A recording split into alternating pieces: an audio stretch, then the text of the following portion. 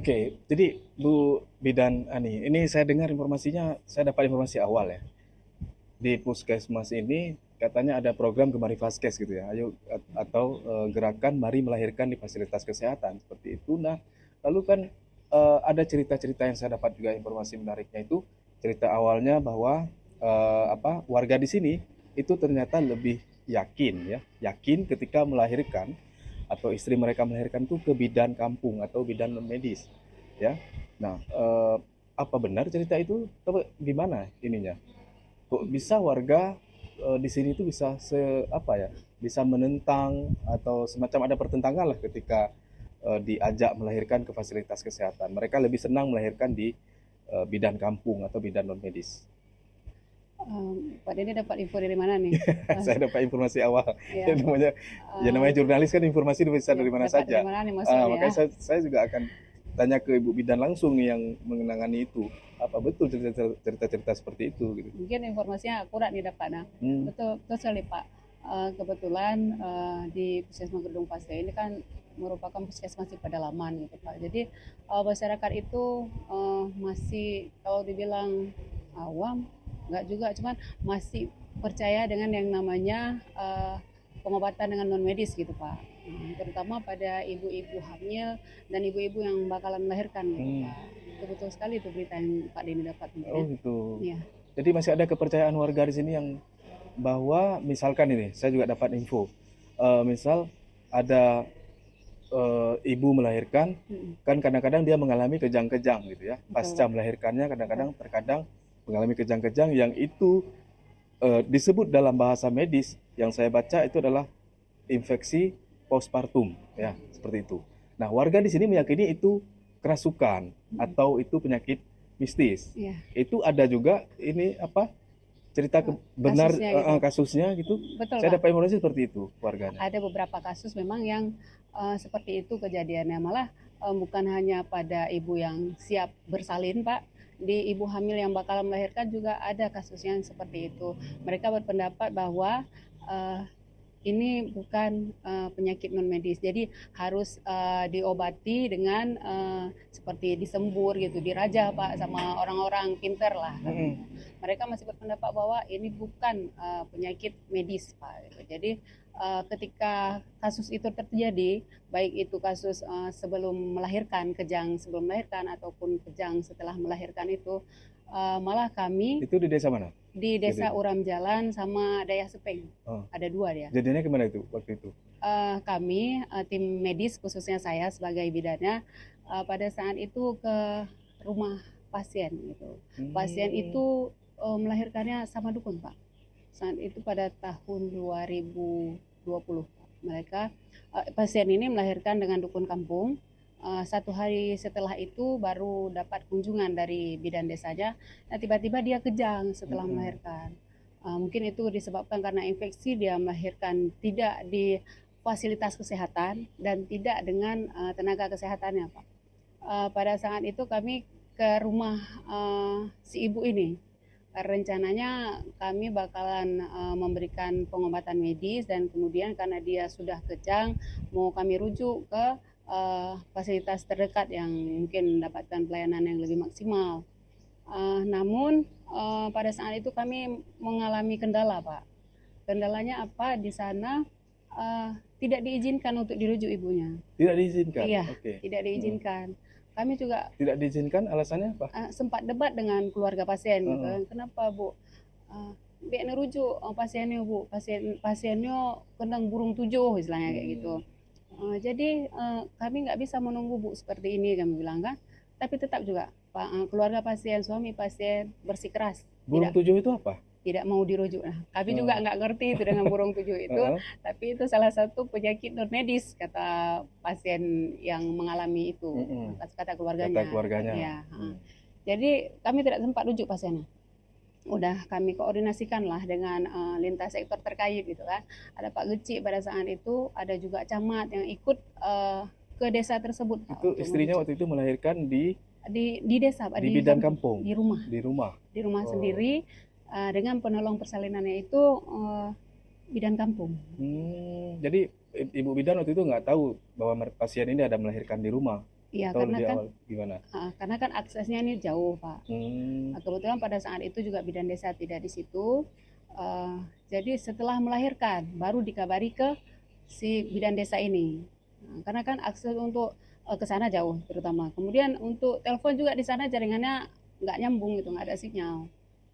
Jadi kami kurang Kok mengangkat bisa ya masyarakatnya masih percaya yang zaman segini modern ya, medis sudah modern, tapi masyarakatnya masih percaya dengan yang non medis. Apa ininya? Kok bisa Eh, gitu? Ya kita nggak bisa bilang, nggak bisa kita salahkan masyarakat juga mungkin Pak di sini. Cuman ya kata orang di sini mungkin setelah disembur sama diraja pada saat itu mungkin ada salah satu kasus yang setelah disembur sembuh gitu Pak. Jadi mereka Hmm. masih berpendapat oh nyo pulih mesti terajah gitu. Hmm. Jadi sehingga mereka menggunakan pengobatannya seperti itu gitu Pak. Tapi pada kasus itu sampai malam hari sore ya udah jam 6 tidak sempat kami rujuk sampai dibuat kayak semacam pagar ayu gitu biar Hmm. kami nggak bisa memberikan pengobatan kepada ibu. Padahal rencananya kan mau kami infus dulu gitu, tapi nggak bisa masuk ke situ, nggak bisa untuk Hmm. pasang oksigen sama infus nggak bisa.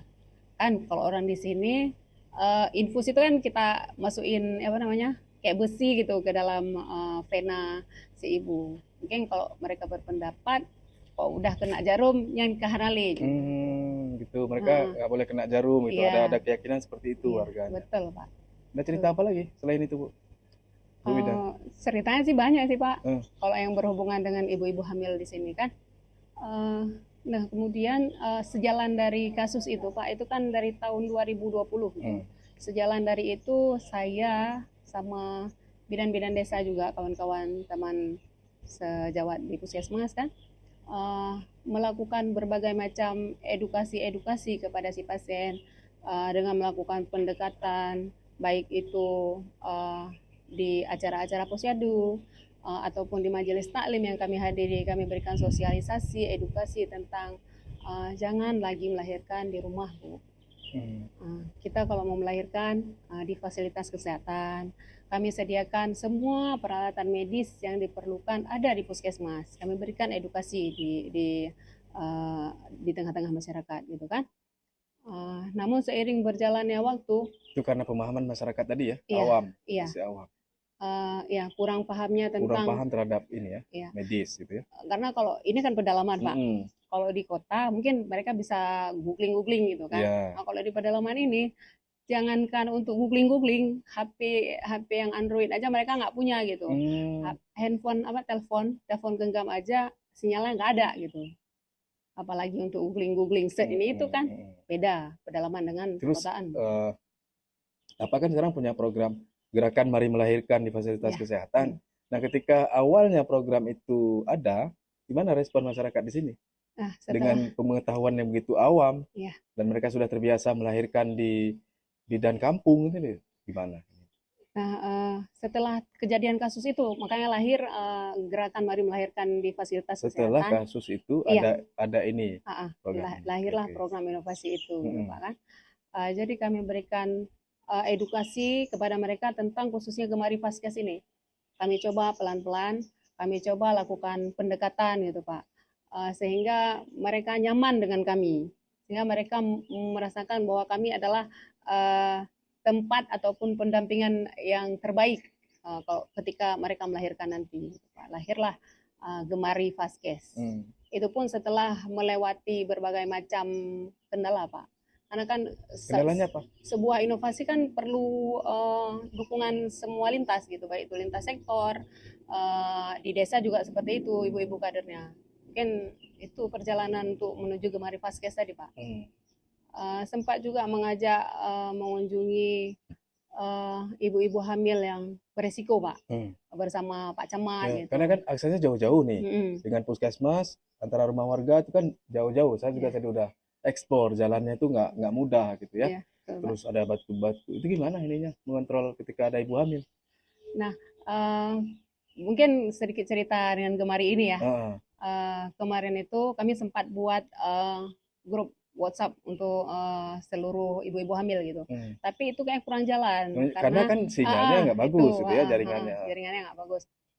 Pada saat itu sempat lahir inovasi sampai sekarang masih berjalan, cuman sudah agak redup lah Pak. Namanya Surat Cinta untuk Bunda gitu Pak. Untuk mengontrol keadaan si ibu ini seperti apa, ibu hamil seperti apa sekarang kondisi kesehatannya gitu Pak. Itu apa namanya, Surat Cinta untuk Bunda itu surat yang khusus diantarkan oleh si tukang ikan ini kepada si ibu-ibu yang sedang hamil gitu Pak. Dengan ada balasan atau timbal baliknya yang dibawa kembali oleh si tukang ikan ini untuk mengontrol mereka. Nah kalau sekarang ini bidan desanya hampir semua desa ada gitu Pak. Jadi kalau untuk mengontrol mereka itu bisa melalui bidan desanya gitu, Pak. Dan kalau biasanya bidan desa langsung calling ke kadernya. Ya, jadi sekarang dengan ada Gemari Vaskes itu masyarakat sudah lebih memilih melahirkan di medis atau masih di bidan kampung ya.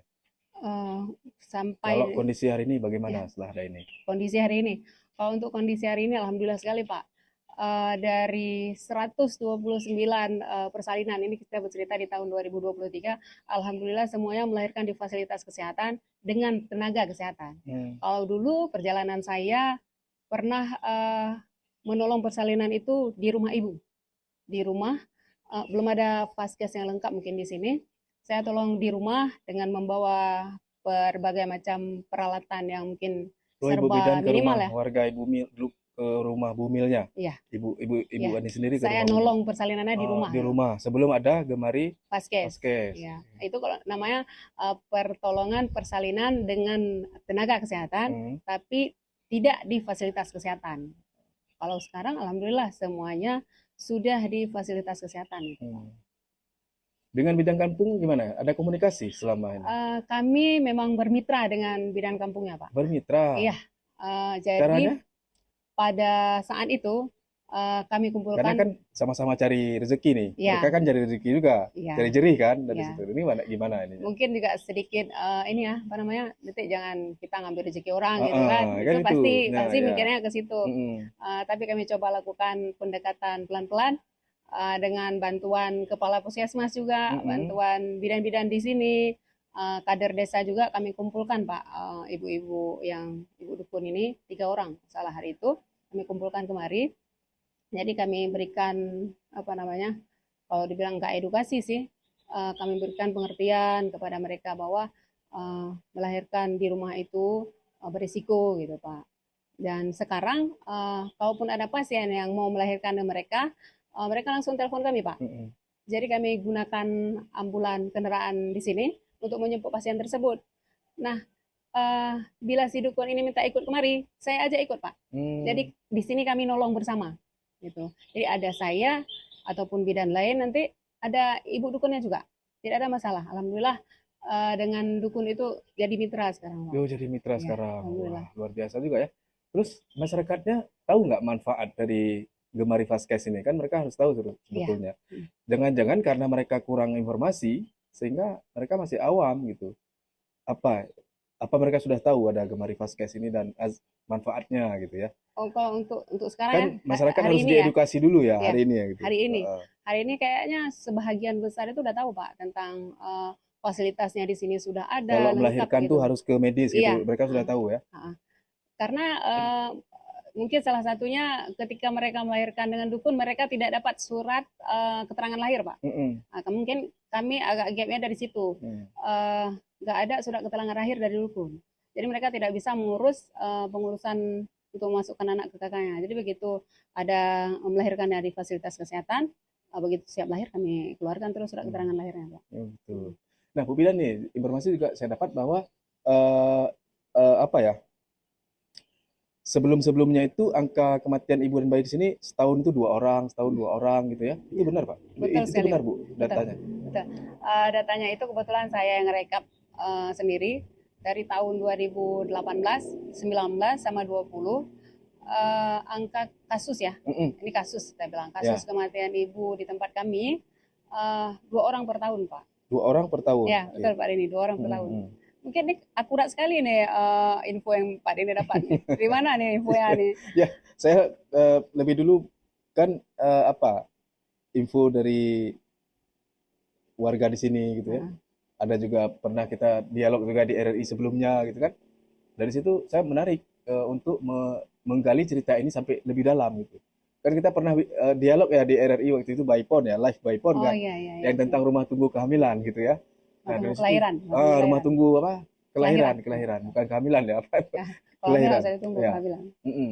Nah dari situ dapat informasi, makanya saya ingin tanya lagi lebih jauh ke Ibu Bidan. Ternyata cerita itu seperti apa gitu ya. Hmm. Terus bagaimana ininya dan apa namanya angka kematian tadi itu di sini termasuk tinggi Ya. karena kepercayaan masyarakat melahirkan di bidan eh, kampung. hmm. Itu kasusnya itu, betul. Ya, itu yang kasus saya ceritakan tadi termasuk di dalam 3 tahun itu, Pak. Dari 2009. Karena mereka melahirkannya di bidan kampung. Iya, betul. Infeksinya 2. Bidan non medis maksudnya ya, Ha-ha, bukan bidan yang medis ya. bukan. Nah, itu 6 kasus itu dalam 3 tahun berturut-turut itu, Pak. Hmm. 2018, 19, 20 itu. Dengan kasus itulah tadi lahirnya Gemari Vaskes tadi, Pak. Mereka Ya, itu 6 kasus pada saat itu, Pak, yang memang pasiennya meninggal, Pak. Meninggal ya. Iya, meninggal. Wah. Namun meninggalnya itu udah di rumah sakit, udah sampai rumah sakit. Ya. Ya, tadi cuaca juga panas, sekarang tiba-tiba hujan nih. Ada di puskesmas, jadi agak apa? Kita santai lah ngobrol hari ini dengan saya, Bu Bidan gitu ya. Eh, ini Ibu Bidan kan kuat, istilahnya kuat ya berdinas di daerah pedalaman dengan masyarakat yang awam gitu ya. Apa motif sehingga mendorong Bu Bidan tuh untuk bertugas di sini gitu? Selain itu memang perintah kedinasan ya. Ya. Tapi kan ada juga kadang kita sejalan gitu. Jadi dinas sambil mencari pahala gitu ya. Ya. Kan bisa menjadi amal jariah juga gitu ya. Ya, betul, Pak. Itu mungkin yang bekerjanya hati kali, Pak ya. Hati ya. Ya, mungkin lebih ke hati. Karena yang banyak orang nggak, malas lah di Gedung Pase begitu jauh. mungkin gitu. mereka belum bisa merasakan nikmatnya Gedung Pase. Oh, gitu, apa ya. nikmatnya tuh Gedung Pase? Ya, tergantung orang yang ngerasainnya seperti apa. Apa? Kalau saya sih bekerja itu lebih dengan hati mungkin. Tidak tega melihat ibu-ibu hamil yang memang apa ya? Kalau di sini ibu-ibu hamilnya itu bekerja keras, memang bekerja keras ibu-ibunya. Malah kalau udah 8 bulan tuh masih kerja gitu, Pak. Jadi saya nggak tega nih, ibu hamilnya beresiko, ini pasti lupa merawat diri gitu kan. Jadi saya nggak tega aja lihat ibu hamil gitu yang apa namanya. Kalau udah bekerja berkaitan hati, dengan nyawa ya, ya, kan bidan itu bekerja pasti menyelamatkan dua nyawa, jiwa, nyawa ya, ibu ibu dan sama, nyawa si bayi, ya. gitu kan? Pokoknya gimana pun caranya gitu, ini tidak boleh lagi ada angka kasus kematian ibu dan bayi nanti di tahun depan. Makanya saya coba lakukan berbagai macam, sampai dengan pada saat itu juga hadir dokter kandungan yang langsung kemari memberikan sosialisasi kepada kader. Kemudian kadernya juga memberikan pengetahuan itu ke masyarakat lagi. Hadir hari itu beberapa kali dokter kandungannya khusus untuk menekan angka kematian ibu dan bayi tersebut. Oke. Cuman ya agak susah sedikit ya menyadarkan masyarakat mungkin ya. Pencerdasan ke masyarakat kan harus diberi ya. Nah, karakter masyarakat di sini di Gedung Pase ini kan pekerja kebun. Pekerja kebun. Tentu kan pemahaman mereka nggak sama seperti yang kita ini mungkin ya, yang lebih ini. Memang agak susah, tapi saya yakin saya bisa gitu. Kami bisa di sini di Puskesmas. Makanya alhamdulillah ya seperti inilah sekarang, Pak. Alhamdulillah. Di sini petani ya masyarakatnya? Iya, kebun ya. Kebun ya. Kebun apa? Tani kebun sawit, Pak. Sawit ya. Iya. Kalau dibilang untuk ekonominya kayaknya lumayan ini adalah. Nggak di bawah, menengah lah. Tapi ya mungkin. Tapi pemahaman mereka ya. Atau karena akses yang jauh nih Bu? Kalau dibilang akses jauh juga iya. Namun kalau sekarang kami menyediakan ambulans. Ambulans. Iya. Insya Allah nanti ke depannya juga akan kami bentuk desa siaga. Desa siaga. Iya, dengan ada transportasi yang khusus. Misalnya nih Pak Denny mau memeriksakan kehamilan di Puskesmas. Mereka juga siapin transportasinya kalau memang masyarakatnya nggak punya transportasi. Gitu. Ya, kami di sini ada ambulan. Kalau untuk antar jemput pasien ya, misalnya sebelum melahirkan, dijemput, Bu, kami udah mengeluarkan tanda-tanda nih, dijemput dari rumah gitu sama ambulan. Nah setelah melahirkan juga diantar, jadi nggak ada alasan untuk sekarang ini ya. Kalau dulu mungkin ya, kalau sekarang nggak ada lagi alasan untuk melahirkan di rumah gitu. Konsisten nggak dengan menjalankan program ini? Karena kan gini dia, setiap ada yang kita pilih ya, kita pilih melakukan sesuatu kan pasti ada risiko ya. Iya. Ada apa namanya, seperti manajemen risiko lah kita bilang. Kan ada risiko yang kita ambil. Gimana kira-kira? Sanggup ini konsisten Harus untuk lah, merubah mindset masyarakat? harus. Nah, terutama kan itu kita apa namanya, terikat moral ya. Eh, Udah dapat gaji setiap hari gitu kan. Setiap bulan, nggak setiap hari ya Pak ya, salah ini. Iya. Dapat gaji setiap bulan. Nah, ketika sebelum mengambil apa namanya, eh, untuk melahirkan sebuah inovasi ini, ya kami terutama harus komit dulu ya, harus komitmen bahwa ini setelah kita lahirkan harus kita kembangkan, harus dilanjutkan ya sampai program ini berhasil pun harus dilanjutkan. Ya. Nah tentunya di sini kan seperti Pak Denny bilang tadi, ada choice-nya, ada pilihannya yang harus kita pilih. Pasti ada yang kita korbankan gitu. Nah kalau saya pribadi di sini apa namanya, korban pertama itu tahu siapa Pak? Korban itu Korban perasaan. keluarga, Oh, keluarga. keluarga. Kalau perasaan udah sering gitu kan. Iya, iya. Ini korbannya keluarga. Oh. Pasti itu jadi korban, terutama anak saya gitu Pak. Pernah ya baru 40 hari, 45 hari lah. Ketika ada pasien yang melahirkan gitu.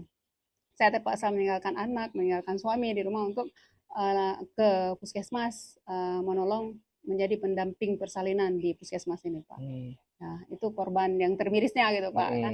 Kalau misalnya itu miris secara pribadi gitu iya, apa, secara saya pribadi gitu keluarga. kan. Ya. Tapi ya saya juga membuat komitmen lah dengan keluarga bahwa ini kita harus mementingkan masyarakat tanpa mengeduakan keluarga. Sama-sama kita, yang kita utamakan adalah nyawa. Kalau ini kan nyawa. Kalau itu kan masih bisa besoknya kita apa namanya, berikan lebih gitu. Kalau ini nyawa, 2 nyawa manusia gitu kan. Ya, gitu Pak. Ini efek miris lainnya apa? Sehingga ini harus dilahirkan. Apa karena nyawa masyarakat tadi? Iya, betul Pak. Nah, pertimbangan nyawa itu tadi. Ya, pertimbangan nyawa itu tadi. Karena apa Pak? Karena besar risiko melahirkan. Iya, resiko itu ada resiko yang bisa kita duga, yang memang bisa kita cegah pada saat dia hamil. Ada juga resiko yang hadirnya tiba-tiba gitu, datangnya tiba-tiba pada saat dia mau melahirkan. Mungkin Pak Denny sering dengar itu apa namanya, 4 terlalu sama 3 terlambat. Nah, itulah yang kami alami di Gedung Pasir ini Pak. Terlambat sampai ke fasilitas kesehatan. Mungkin karena yang tadi kita bilang, terlambat dapat izin untuk dirujuk gitu. Nah, itu Pak yang sering terjadi di Gedung Pasir ini. Kan ketika dirujuk juga jadi persoalan karena akses jauh ya. Iya. Dari rumah sakit kan jauh. Iya. Yang tadinya, lebih 22 kilo. Malah lebih lagi Pak, aksesnya akses ya, jalan bukan aspal gitu kan. Itu Pak yang sering terjadi mirisnya di situ. Itu kalau dengan masyarakat gitu kan, kalau yang keluarga ya seperti yang kita ceritakan tadi. Tapi setelah itu semua ada, sekarang masyarakat lebih percaya melahirkan di fasilitas medis, kesehatan ya, fasilitas kesehatan di Vaskes. Benar itu? Benar Pak. Mungkin kalau Pak ini bisa cek, kita cek aja nanti sama-sama. Setelah gitu, kejadian Pak. Yang terakhir itu nggak ada lagi kejadian untuk melahirkan di rumah. Di rumah. Jangankan melahirkan dengan dukun, melahirkan di rumah aja nggak ada Pak. Setelah berbagai macam cara kami berikan edukasi tadi kan, alhamdulillah sekarang nggak ada lagi Pak. Cuman ada kemarin kematian. Capek Bu ya? Baik, saya. Kalau dibilang capek ya harus kita nikmati. Apa namanya, masih punya ini minimalisir keluhan, maksimalkan kerja. Kalau capek itu kan ngeluh kita Pak. Ya saya nikmatin aja, enjoy with your work gitu kan, enjoy dengan pekerjaan gitu ya. Nah, gitu aja Pak. Oke, ya.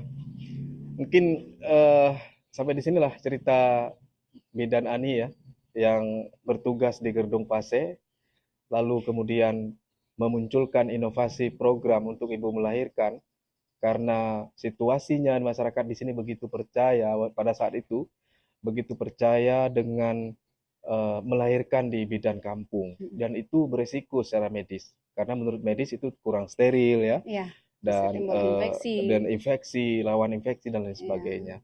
Nah, dengan adanya Gemari Vaskes sekarang ini, ceritanya itu masyarakat sudah pelan-pelan diedukasi dari awam, itu merubah mindset mereka supaya bisa melahirkan ke fasilitas kesehatan ya. Mungkin dari saya ya cuma usaha, doa Doa ya ya agar konsisten dalam bisa melanjutkan ini ya melanjutkan program itu ini, tadi, Pak. merubah mindset masyarakat di Gertong Pase ini.